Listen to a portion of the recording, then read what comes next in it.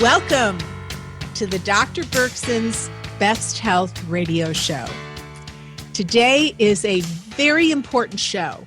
It's on vertigo, the causes and the treatments, and we've got kind of a vertigo whisperer on the line.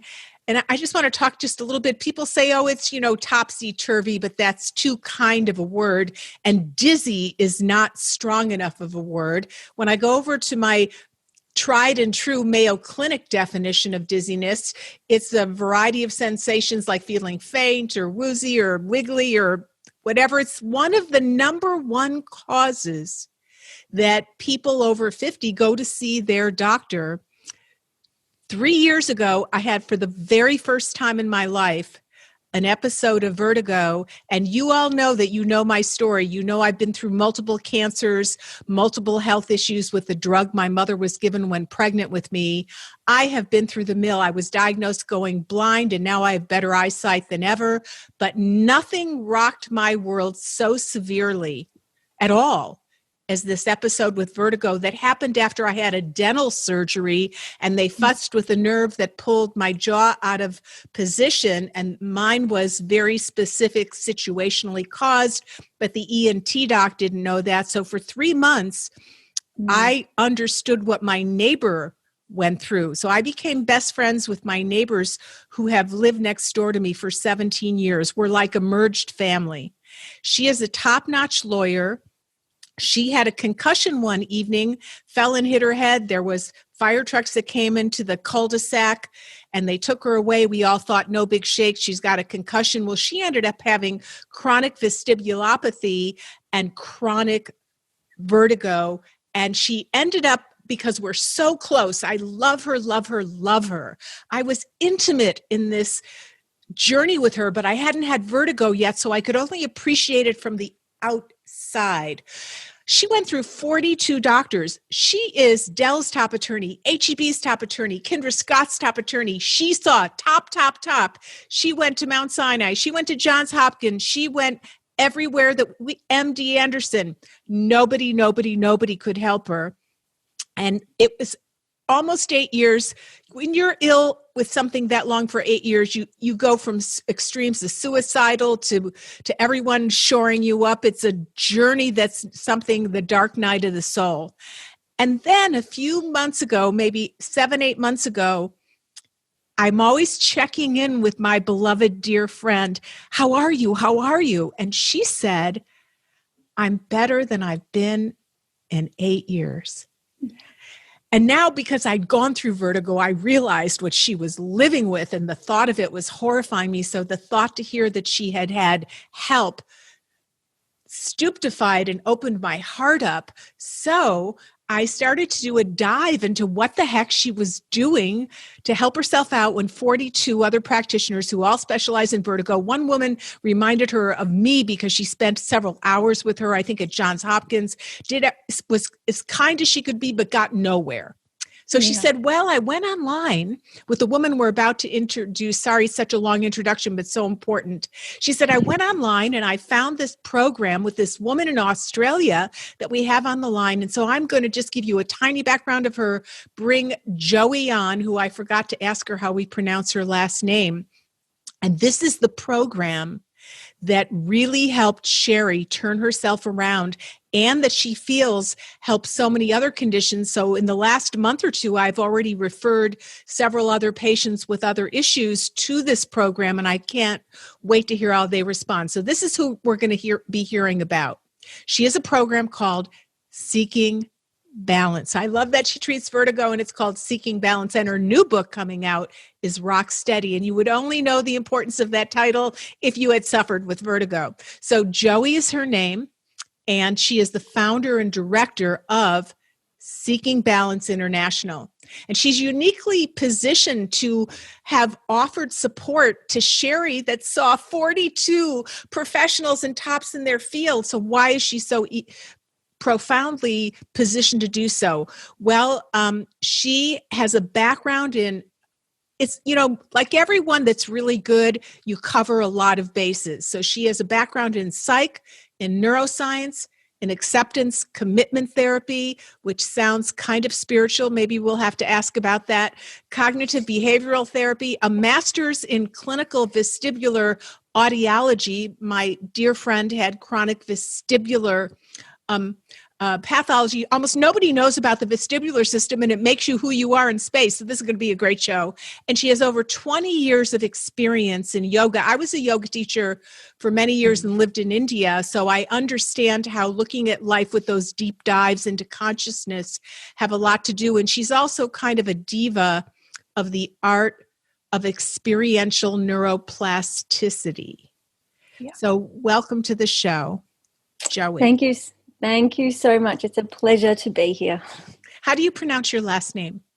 Remini. It comes from Hungary, so I can't even pronounce it properly, but we say Remini, Joey Remini. Okay, Joey Remini. And where in Australia can you share with everybody that you are sitting right now with your beautiful 8-month-old baby that your husband is tending? Yeah. I'm in Wadawurrung country, which is right down the very bottom of Australia. On the east side, the closest major city would be Melbourne, and it's the surfing capital. Oh, okay. So are you and your husband surfers? Yeah. Well, you have to have your balance about you to surf. So if you're seeking balance, that's another reason you should put that on your vitae. So how did you develop this program, and what is this program? So the program's Rocksteady. It's a 12-week self-study online journey. Or it's really a comprehensive guide. And I developed it because while I was studying audiology, I wasn't so interested. So audiology is a study of the hearing science and the balance organs. And you're quite right. Very few people take an interest in the balance organs. It can be really brushed over in a medical education. And most audiologists focus on hearing aids, which didn't really interest me. So I started yoga at the age of 15 to help with my own anxiety and asthma, and it was amazing. And then 10 or 12 years later, when I was at university doing my master's, learning about the vestibular organs, it really just matched my background and lived experience in exploring the body. And as you said, our balance organs, which are inside the ears, help us to navigate the world and help us to orient our bodies, and they are so essential. They're actually the first organ in utero to fully develop, because we need the balance organs to birth, to find our way down the birth canal. So they're so important. Fascinating. Yeah. And I ended up getting vestibular issues. I had benign paroxysmal vertigo, B or positional, so BPPV, and also vestibular migraine. And it was a 4-year struggle, exactly like your friend, Sherry. I was working with the elite of the elite. I had all the academic knowledge in the world, and it felt like no one could help me. And so I pulled together all of the information I had about the brain and neuroscience and psychology, and then the experiential aspects of neuroplasticity, of changing our brain, changing our mind, changing our body. And it was the dark soul of the night. It was a 4-year struggle, but I got there, and that became my apprenticeship into how to become the master of our sensory world, how to create a new sense of normal, and even more than that, how to understand myself in a deeper way, live a life of alignment, and have this kind of physical, mental, emotional, spiritual connection to what makes me me. And once I got through it, of course, I became really passionate about helping other people. So I built like a toolkit where people could log in any time of night. It can be 3 a.m. They're freaking out. And there's tools there to help them navigate the physical aspects of strengthening their vestibular reflexes, which are essential for communicating to our eyes and our spinal column. Then the mental aspects of persistent worry and doubt, and the mental landscape. We need tools to work with that. The emotional aspects of self-regulation, self-soothing, self-reassurance, self-compassion, and the spiritual aspects of, what do I believe in? Do I believe I need someone else to go and fix me, or do I believe I can fix myself and my body is innately intelligent and can heal if I give it the right conditions? And here we are. So I want to talk just for a second about the vestibular apparatus, because I never thought about it till I had vertigo so bad I was wimping. It was so severe. You think dizzy, it's such a suffering when you're not aligned with your orientation to life, and you're vomiting and nauseated and you can't do anything, and your brain, I never have had brain fog. In my whole life, I have this very powerful brain I can depend on. And when I had vertigo, my brain, it was like trying to squeeze a thought through a bowl of Jell-O. And it was so obvious. And so then I went on this journey and I realized that the vestibular system, besides the hippocampus, which I've always thought is where we kind of physiologically as a soul live, because it's our memories and orientation to everything around us, I didn't know about the vestibular system being your orientation to your body and your direct environment. And I didn't realize it ages. It ages like everything else ages. And that's why a lot of elderly start having, although anyone can have it at any age, but elderly start having issues with balance, and doctors don't have any sense.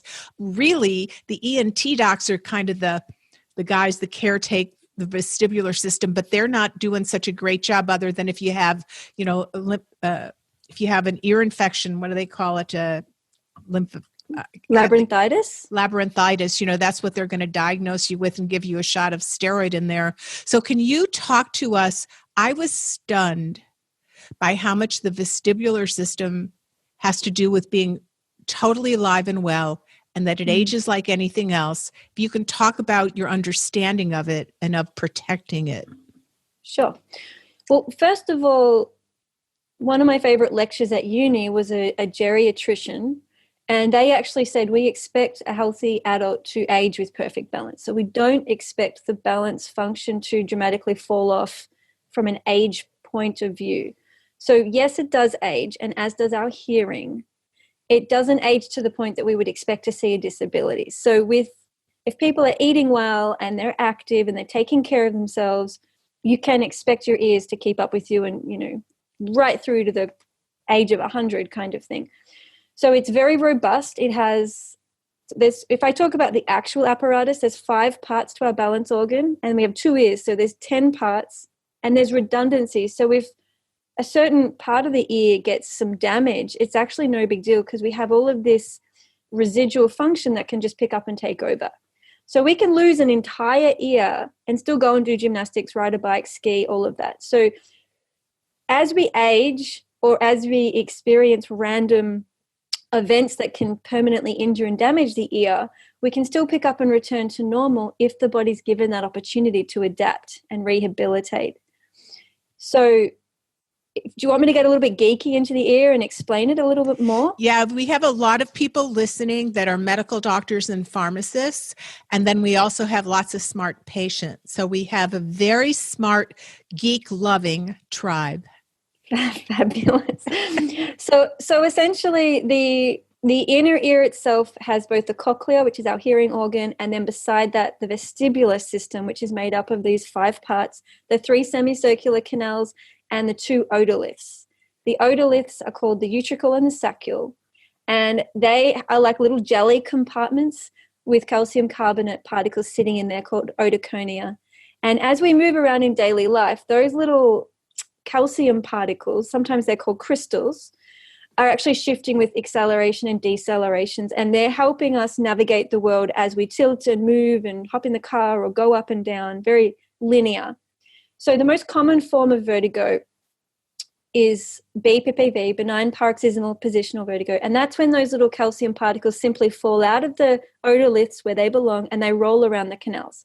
So there's actually no damage to the ear. It's a healthy ear, but there are little particles that are misplaced. So we can test that and treat that really quickly, and it's actually a tragedy when people do not get that information and they're living with it for years when it can be treated in 24 hours. Doesn't require medication.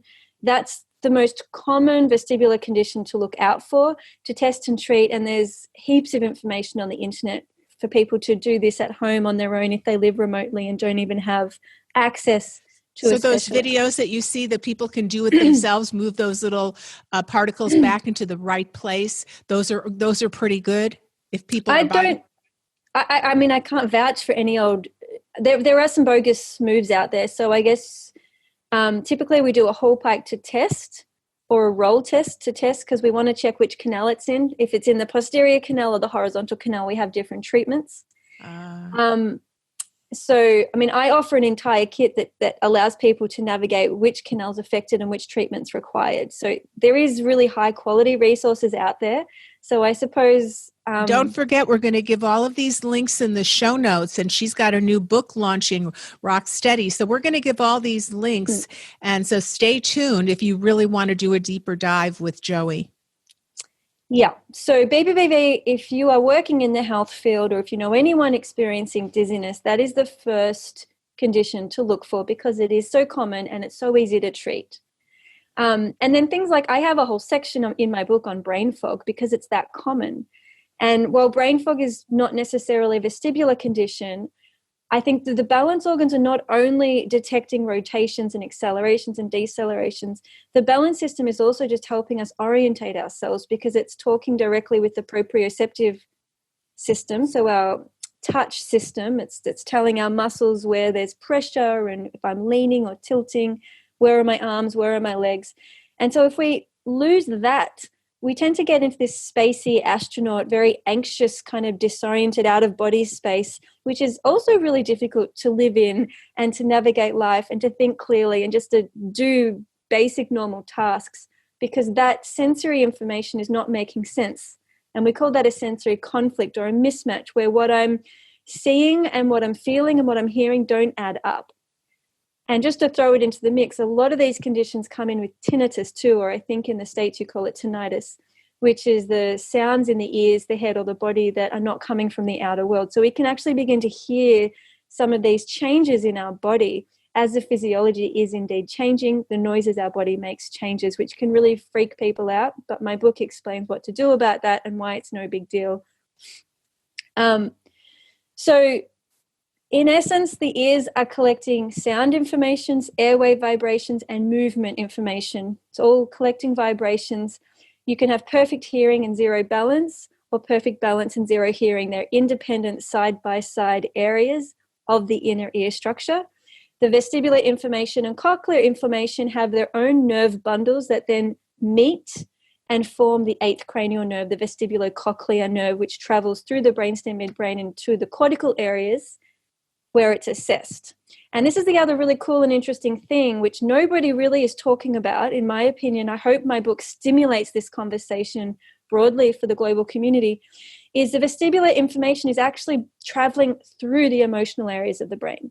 So as we're collecting all of this sound information and movement information from an evolutionary perspective, we're constantly questioning, am I safe? Like, is that ruffling in the leaves a saber-toothed tiger?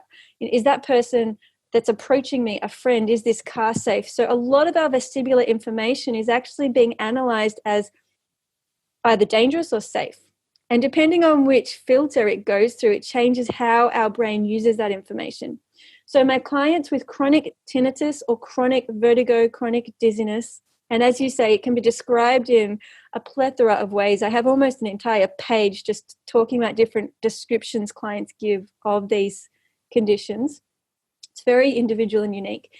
Clients with these chronic unwanted sounds and sensations, their brain has really taken the emotional standpoint that this is abnormal, it's a threat, it's no good, it could ruin my life, and I'm broken. So therefore, I need to spend a lot of time and money trying to fix myself because I'm broken. And that's a fundamental spiritual belief. If we talk about the physical, mental, emotional, spiritual layers, these people don't trust their body anymore, and they're experiencing deep isolation, self-doubt, depression, anxiety, all of that, which makes perfect sense. And really, it's the body doing what it's designed to do, which is keep us safe. So it's a healthy brain, a healthy ear, but the outcome is this huge misunderstanding.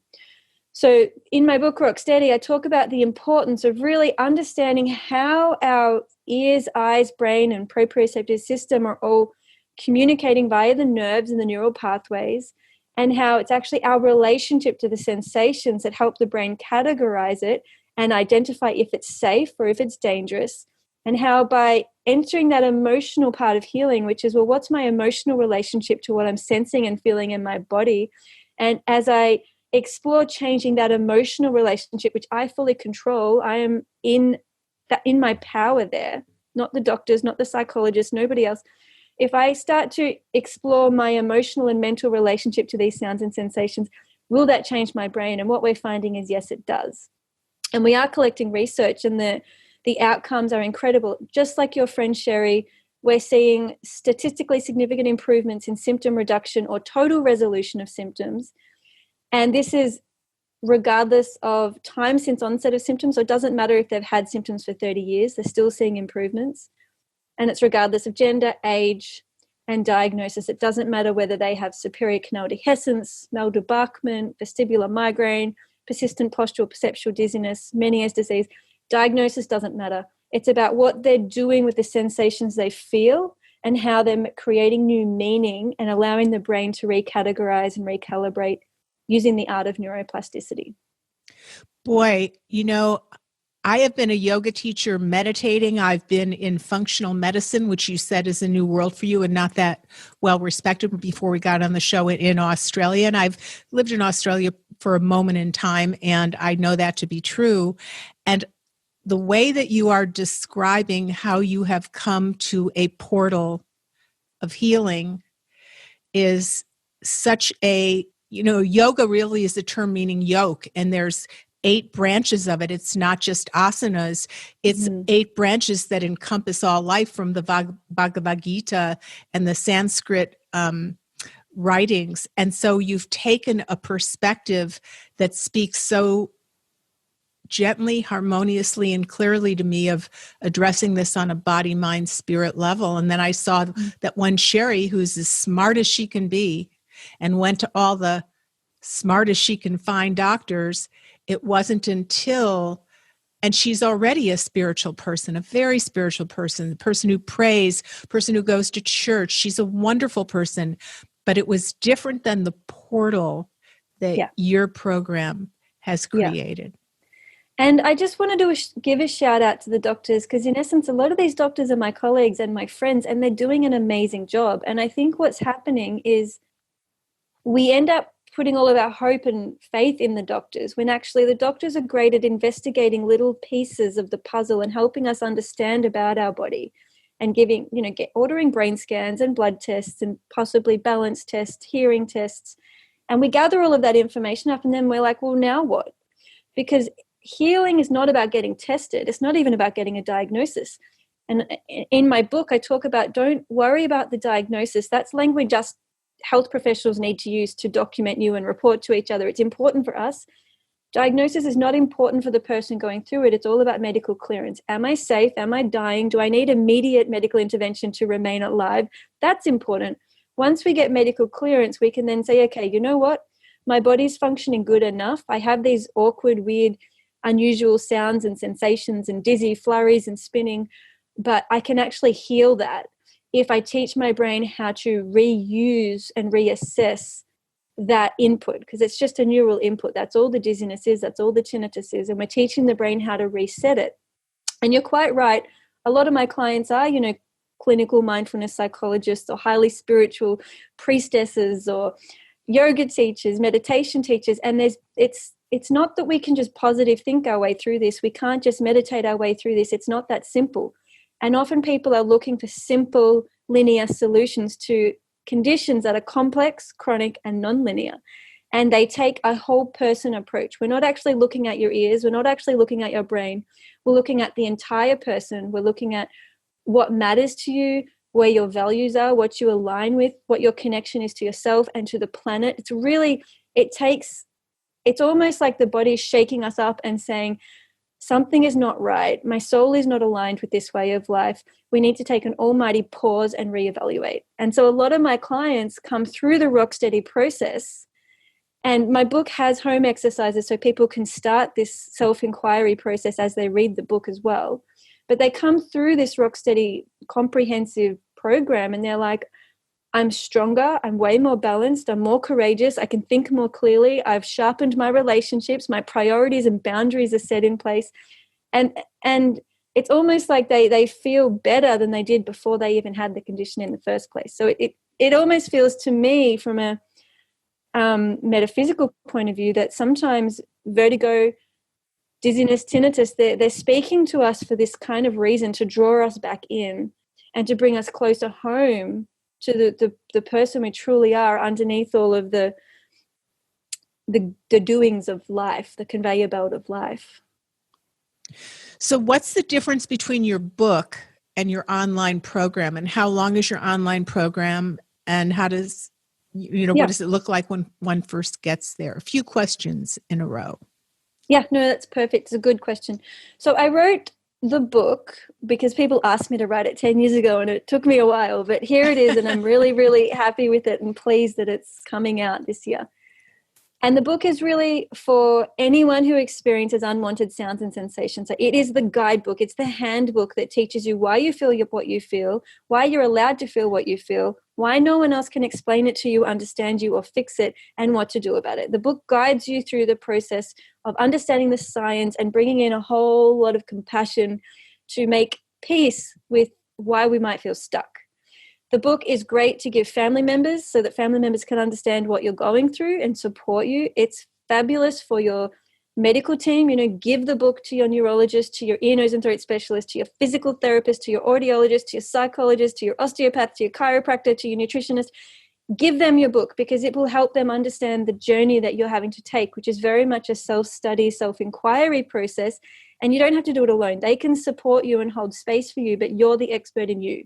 It's almost like I say in chapter 1, it's like you become the team leader and all of your medical doctors and health professionals become your investigation assistants. They're helping you bring all of the information together and make sense of it for yourself.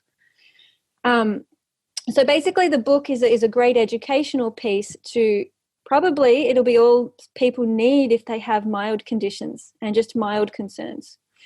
For those people with more complex and chronic conditions where life is not going so well and they just feel like they can't take care of their children, they can't go to work, they're just feeling lonely and isolated and stuck, the Rocksteady program, it's a 12-week online comprehensive program. It includes peer group supports with people all over the world talking about how they're moving through healing, how they're using trial and error to experiment with their own neuroplasticity. It's a 6-module process. It's really dense. Like, people get to keep the program for life, which I chose to do that on purpose because these are intermittent conditions and you might have 3 years of nothing and be completely normal and then it comes up again. So you need to have the toolkit there. So if you need to, you can come back and heal again if that's going to be part of your path. But the online program is far more comprehensive. It's full of videos and audios and suggestions, and it's really got that deeper sense of education, neuropsychoeducation, and the emotional self-regulation. I mean, at the end of the day, there's hundreds of hours of support in the program, and there's only so much a book can do. So they're quite different, and they're actually standalone resources. It's not that one replaces the other. I would recommend people with the program read the book because it puts it all into perspective. And I would recommend people who read the book and want to learn more definitely dive into the program because it just takes you that extra layer of depth into that exploration. You're such a lovely speaker. Besides having tackled this huge topic and created a course where Sherry, within just a month and a half to 2 months of working on your course, felt like she had made much, much more strides than she had in 8 years of journeying. She even went to one healer who had her stay there for a few weeks in another part of the country. I mean, she really went everywhere, but your course is what she got the most efficient response and the most complete response. And when I hang out with her now, she was always in such suffering. The umbrella was suffering over her everything.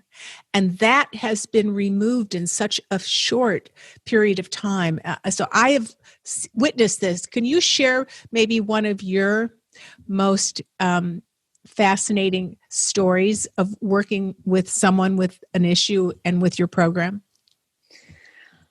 There's just so many. And for anyone who's interested, I have one of my passion projects is collecting like healing stories, recovery stories, because the internet is full of doom and gloom and you've got to live with it and there's no cure and it's just not true. It's so not true. So I have a heap of healing and recovery stories on my website, seekingbalance.com.au. You can go Say and that again. stalk Say your those. website address one more time, a little slower because you've got that really rapid Australian accent. It's seekingbalance.com.au. AU for Australia. We love Australians. Yes. So my favorite recovery stories, I mean, there's just so many of them. But one that's just coming to mind, actually, it was a client in the US. And I just remember I was sharing her journey because she chose to have some private therapy with me as well as go through the Rocksteady self-study process.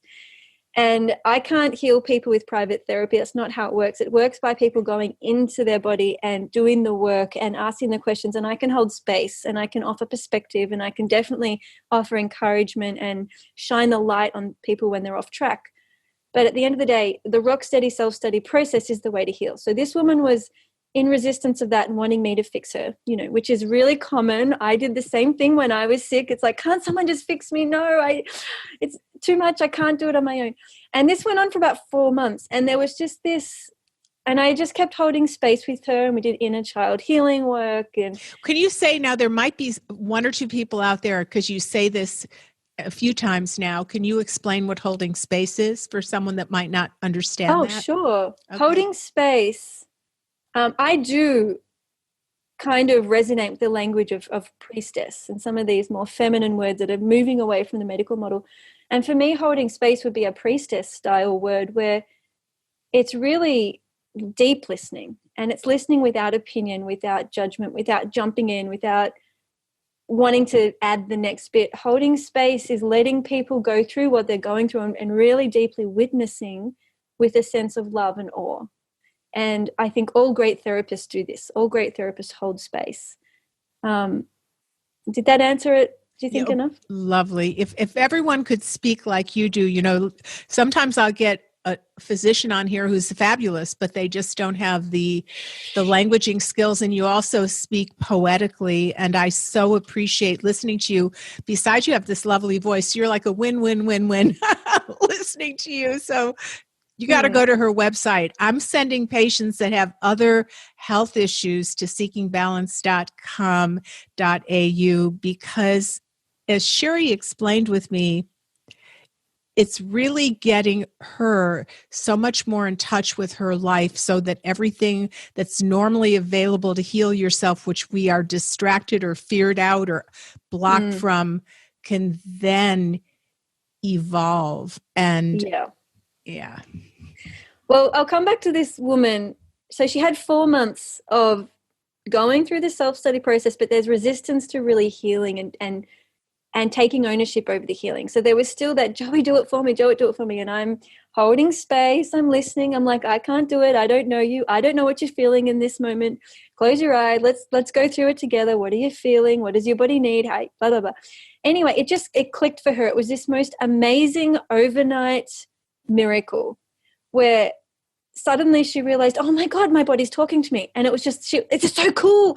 And I can listen and I'm not afraid of it anymore. And she would pick up all of her sensations and sounds and she would take them with her. And now she is the most excited and vibrant. She's like the biggest champion of Rocksteady. She's supportive and she's engaged in life. She's back at work. Whereas, when I first met her, she was a mess. She was crying. She'd given up. She was completely overwhelmed and had no sense of connection or trust in her body. And that I get a kick out of that because as we go through the helpless, hopeless, powerless times and periods, it's very normal. But as a therapist, I can't actually help people from that place because until they realize it's my body, they're my sensations, it's my brain, and I have to actually direct my neurons. Joey cannot do that. It doesn't matter how expert she is. She can't get tweezers out and move my neurons for me. Until they realize that piece, I just have to sit there helping them ride the difficulty and wait for that belief to kick in. And it was just so beautiful to see it happen so powerfully. And that's been ongoing. So she is still doing it so well. It's been how long has she been ill for? Oh gosh, I can't remember. But long enough to, it would have been years. And the time before her epiphany was about 4 months. 4 months. So which for me, that's that feels like a long time for me, even though in the scheme of things, it's quick. Right. Yeah. But yeah, coming back to like all the other conditions, there are plenty of people in Rocksteady that have, chronic arthritis, chronic pain, anxiety, isolation, depression, and all of these other peripheral issues are resolving, and they're coming. So the idea of neuroplasticity is we notice what we feel in the present moment. We offer the body support, acknowledgement, and we honor that. We don't buy into it, but we honor and offer support and reassurance to that space. Then we ask, okay, well, what do I want to feel in this moment? What do I desire to feel? And then we have to close that gap, and we have to learn how to cultivate a sense, an embodied, lived feeling. So let's say I want to feel courage or confidence or calm. I've got to go, okay, well, where am I feeling calm? How can I cultivate that in my body? What works for me? In what ways can I release that neurochemical cocktail to get that brain chemistry moving? Because that means I'm actually starting to drive my life and say, well, I want to feel this, and I actually know how to do that. So I have to be patient and compassionate and kind and loving as I feel whatever I feel, and I don't distract it, deny it, or avoid it. I actually feel it. Give my brain time to work through it lovingly. And then I say, okay, I'm done with that. That's past. Now I want to feel calm. So I'm going to go and hang in my hammock or whatever works, right? And so, yes, they're very transferable into all aspects of life. I've also had clients who have husbands or partners dying of really awful conditions, and they're using their Rocksteady skills just to keep themselves together while they're going through an extreme external stress, or the bushfires, or moving house, or a job interview. So I've had a lot of my Rocksteady clients say that over and beyond the vertigo, dizziness, and tinnitus, it has just reshaped their understanding of life and how they can take their control back. So how did you come up with the name Rocksteady? It's so perfect. Was that a hard search for you to put together, or did it just come out of the blue? I've named a lot of things, and I've made a lot of mistakes in naming some of my books, and others I was better, but it's so perfect. I was wondering how you came up with that. Well, actually, this was way back when I was just going online, and I was pretty naive, and I employed a copywriter who's also a lawyer to go through my site and help with copy, and I hardly used any of her copy in the end. I ended up writing it myself, but the one thing I kept was Rocksteady. So she gave me the Rocksteady terminology, and I latched onto it and was like, yep, that's great. So I have to thank her for the process. I love that. I just love it. So do you also because you're such a developed person on the body, mind, spirit level, talking with you, it's really obvious, and you're intelligent and impassioned. Do you also give in-person seminars that people can come and sit at the feet of the vestibular whisperer? I love that term. I have in the past. So my yoga training is Iyengar yoga, which is a really intense training. Oh, I trained in that many years. Yes. Yes. So at one point, I was not only working at the Ioneer Hospital and the University of Melbourne Vestibular Clinic, but I was doing 5 hours of Iyengar yoga training a day. So it was 6 till 8 a.m. and then 6 till 9 p.m. And then I'd work in between. So with that kind of, I suppose, commitment and passion and love, I have done some retreats where I'll offer yoga and mindfulness skills to a group of maybe 30 people. And then I have also done personal retreats one-on-one for my vestibular clients. Clients will fly in and work with me over a 3 or 4 day period to kind of go through the Rocksteady program process, condensed from 12 weeks into 3 or 4 days. But at the moment, sharing, I know I interrupted you. I apologize. So I want you to hold on to that thought. But what is the cost of your online versus the cost if someone travels, which of course, right in the pandemic, we can't right now, but if someone does it, what are the costs for some of those things, Joey? The online program's $2,200. Uh-huh. And to work with me face-to-face is $8,000. Okay. But that doesn't include, people sort out their flights and accommodation. So I don't host it. Gotcha. But I was just about to say, I'm really taking a little break anyways, because I have a little baby and I would love to have another baby. An 8-month-old little baby that smiles very easily. Oh, he's adorable. He's adorable. So I've been working really hard, obviously, to pioneer in this field. And I have to say, a lot of my driving motivation was anger. I was really angry at people for not helping these clients and not offering the skills and tools that clearly existed. Like, I haven't invented things. This yoga and these neuroplasticity skills and this, aligning, and it's all there. I didn't invent it. I've just packaged it together in a way that's meaningful and a layperson can simply understand it and implement it in practical steps. And it was really making me angry that no one else was doing that. And then, of course, I realized I just have to do it. Like, I'm that person. I've got to build this. And so I've worked really hard to piece all of that together. And now I'm just going to take a little break from offering private therapies. But I'll do speaking on occasion, conferences, workshops, professional development for health professionals, those kinds of things. You are really a lovely person. You can tell a lot from a person in a small period of time that you get to interview them. And it's always delicious to me when somebody is open to have a conversation and explore versus I sit here and they really just want to get their material across in a different way. So I appreciate that interaction, which of course is a spin-off of your background and your entire approach to approaching healing, which is bringing everything on board and yet being very open to that, which is speaking to us. So just a lovely, your child is very lucky to have you as a mom. I think I'm very lucky too to have him. He's a dream. I'm going to have to stay in touch with you and see how we might collaborate or play. You're a very, very impressive young woman. And I'm really glad to have met you. And I thank you with all my heart. We saw Sherry suffering. I mean, at some point she was suffering so severely. She was on watch, she was on watch. And now she's fantastic. I just went and spent a day social distancing at their brand new pool in the backyard. Amazing. And I haven't seen her smile like that for many years, many, many, many years. So that was one of the reasons I knew I had to reach out and let everyone in my tribe hear your approach. And also know, one, this is for all types of vertigo, but I'm really going to take a look at her approach for many of my, we now see more and more ill people with so many diagnoses. When we put in the diagnoses codes, there's so many things from fibromyalgia to nutrient deficiencies to cognitive decline to irritable bowel syndrome or inflammatory bowel disease.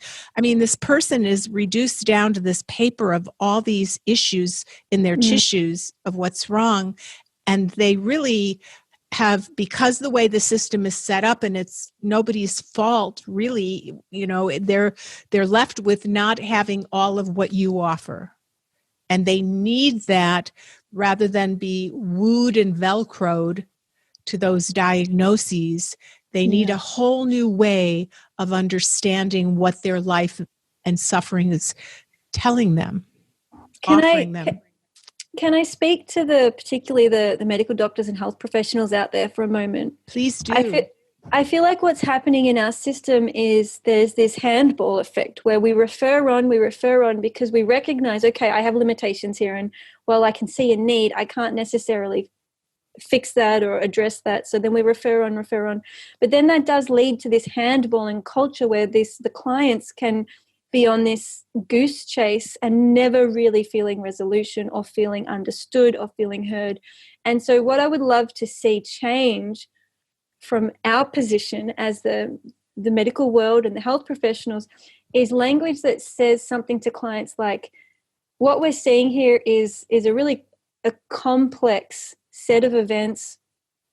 What we do know is that the human body is miraculous, and its capacity to adapt and change itself is really beyond our scientific understanding. I want you to have hope that things can change, and actually certainty is change.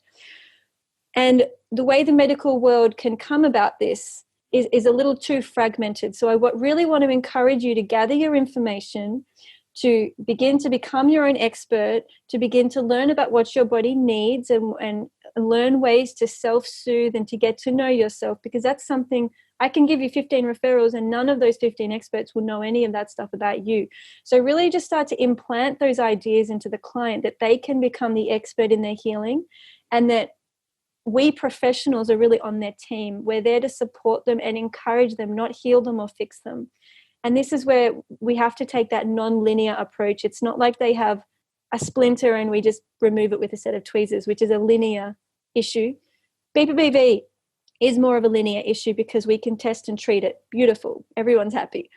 But for the chronic and complex conditions, I think we need to start inviting the client to become their own expert and to use resources such as the Rocksteady program to teach them how to be that expert and how to take control of their life back without becoming addicted or dependent to drugs, devices, and therapists. That's my piece.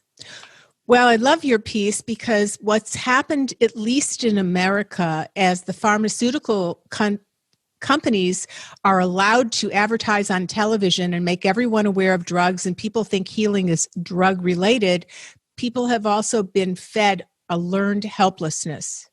That without these drugs and procedures, you can't get well, and people expect that, but they're not looking at the bigger picture. What might this be telling me, and how might I occupy my bodysuit in a different way that allows healing to take place rather than it just being a pill or a procedure? And I so love what you are doing. One thing that I have noticed, though, I try to be that kind of doctor since I've been in the business so long and been ill myself. But sometimes when I open up and truly be, so to speak, let the priestess languaging come out, then people think you're their friend and they want more and more and more, or they get, as a woman, it's very interesting. I've had a hard time figuring out how to make that space available for them, and yet how to still protect myself so that I'm not used more and more and there's less of me left at the day, so I become ill as they become well. That's not a good dynamic. So how do you do that? It's a fine line between creating space for the patient, creating space between you for the patient, but then not allowing yourself to be sucked dry. How do you do that? All I can say is I've had to get really good at it by essentially mucking it up and then reinventing the wheel and creating stronger and tighter boundaries. But essentially, one of the reasons I've given up offering private therapy for a short period of time, and I will offer therapy for specific Rocksteady clients who I know need just 1 or 2 sessions to get them over the line, but I really want people to believe you've got this. You can do this. You know yourself. You think you don't know what you need. You do know what you need. And it's about pausing and listening and pausing and listening and pausing and listening a little more. And often we pause and listen, nothing comes, so I give up. And it's really about sticking with it. And so I have a really firm, I don't offer email therapy, and I no longer offer private therapy. All questions and inquiries go via my assistant. And in my Rocksteady Facebook group called Rocksteady for Vertigo or Tinnitus, which is actually free to the public, anyone can join that. It's a beautiful space and it's a sacred space. People are only allowed to post and comment about how they are healing themselves. No questions, no advice, no external links. None of the goose chase is allowed. It is a pure conversation for how am I healing myself? How am I taking responsibility for moving through my challenges? So this is open. If people want to learn this, they can go. Yeah. Can you give the address again to that? That's wonderful, that Facebook group. You can find it all from my website, but if you're on Facebook, you would type in Rocksteady for Vertigo and Tinnitus. Okay, so that's great. Having that community with really strong agreements, and we do delete people and remove people who abuse those agreements, because it's interesting when somebody gets in with symptom banter and blaming my body and I hate this and why can't the doctor fix me? It's like a virus. It blows out and everybody's commenting and everybody's onto it, and it just completely moves us out of that neuroplasticity, healing, self-responsibility mindset that it's almost like offering a cigarette to someone trying to quit smoking. Like, it's very addictive. So I hope that answers your question. Isn't that funny how negative behavior is addictive? And I know what you're saying, because I was recently joining all the different kinds of Facebook groups for bioidentical hormones, because we're trying to inform people who are interested in them that our rights to them are very shaky right now at the moment in the United States. So I joined this group that I didn't know anything of.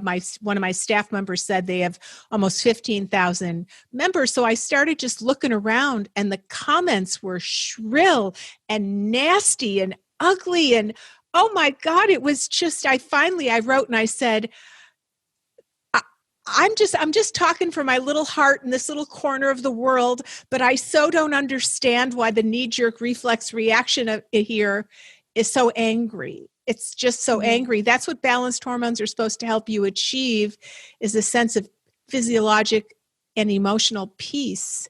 And it was very interesting. So I love what you're doing. I really do, because it's a dance for any of us to be productive, but at the same time, be calm, to open up to healing, but not give our power away on either side of the desk, whoever it is, the doctor or the patient. All of it's a dance. We're all going through our day. We want to have some of us left at the end of the day to be with our lovely mates or our lovely, whoever we hang out with, our babes. And it is a team experience. And I love that there's so much honor and respect of how you offer this up to play. I'm going to join your group if I might. It's beautiful. And I also think a really missing piece in healing is being able to sit with the unknown. And so for people in my group who are like, I don't know how I'm healing, I can't express my healing because I don't know how I'm doing it, our response, because I have moderators helping me, our response is just keep reading, just keep listening and reading the stories and the trial and error and the compassion coming through the posts of people who are doing it. And even if it takes you a year or two, just don't post until you get that insight, until the clarity comes, and just trust that you don't know at the moment, and that's okay. Because I know if you're designing a house as an architect or something, all the ideas start as a scramble and a mess until eventually it streamlines into a beautiful design. And we need to be in that scramble and mess, in that unknown, as actually a part of formulating our healing. And so holding that unknown and normalizing that, I think, is also great role modeling. And it's often a very missing link, because we freak out in the unknown instead of holding it with compassion and loving kindness. What a message for us in these unprecedented, chaotic times where we just don't know. We just don't know. And the world, as cases surge again, and we don't know the level of fatalities that are surging, but we're in a big unknown. Here in the United States, we're in we had the debates last night, and it was really sad to see if that really represents what's going on here. It just says we are in a messy, sticky unknown on every single side. So to have beacons of light to help us be with the unknown and come out the other side better, calmer, more whole for it. That's what we all pray for each other. And you have done, starting with vertigo patients and spinning off elsewhere. I hate that Sherry went through this. I love that Sherry went through this. I hate that you went through what you did, but I love that you did. It's like the two sides of life. The spiritual teachers always say the material world is two sides. I hate that I went through it, but I love that I have that knowingness. And so if you can hate the worst and know that it has the seed of the best, it's such a birth of consciousness in the curriculum of your life, right? I couldn't agree more. The more I meet myself with hatred and disgust, the more I actually have to meet myself with equal and opposite amounts of self-love. So it introduces me to a new side of that depth of loving. And while it's icky and yucky in the time, there's kind of like when I can meet it with equal and opposite love. And also, before we sign off, I just want to do a shout out for people with tinnitus, with inner ear noise. It's awful, and this process is for you. Tinnitus, tinnitus, chronic vertigo and chronic tinnitus share exactly the same healing process. And that's why my book is specifically for vertigo and tinnitus. They're inner ear signals to the brain that are confused, that just need to be rearranged so you can heal and return to normal. So you have quite a number of cases of tinnitus that you've put in the rear view mirror. Yeah, I mean, it's huge. It's and you know, most doctors don't have anything to do with it. You try a little bit of niacin here, a little bit of ginkgo biloba. But pretty much you just don't know how to treat most of it. But most of your tinnitus patients that go through your course, they end up on the other side with no more tinnitus. Listen, everybody, Rocksteady. This is a woman who's really done something I have a lot of respect for. And as a human being, she's walking her talk. I'm just so happy that you had time to give us to be on your show, and I hope that your book is a huge success. And I'd like to do more as it gets closer to the launch date, to help you do that, because I see the veracity and the love in what you do. Thank you so much, Joey. Thank you, Dr. Lindsay. It's such a pleasure to meet you. And I love hearing you speak too, so it's definitely mutual appreciation. I love it. I love it. I love it. This has been a delicious, and there's an Italian word that I love for this called esquisito. And that means it's so delicious, it's delicious down to your toes. This conversation was esquisito.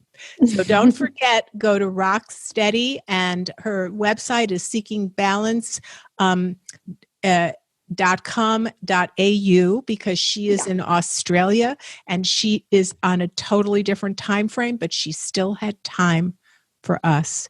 So if you know anyone that's suffering with vertigo or tinnitus, pass this forward. And if you love information and conversations like this, I really try and combine agile thinking with authenticity, with science, but with heart and a spiritual understanding, because we are in this big mysterious world.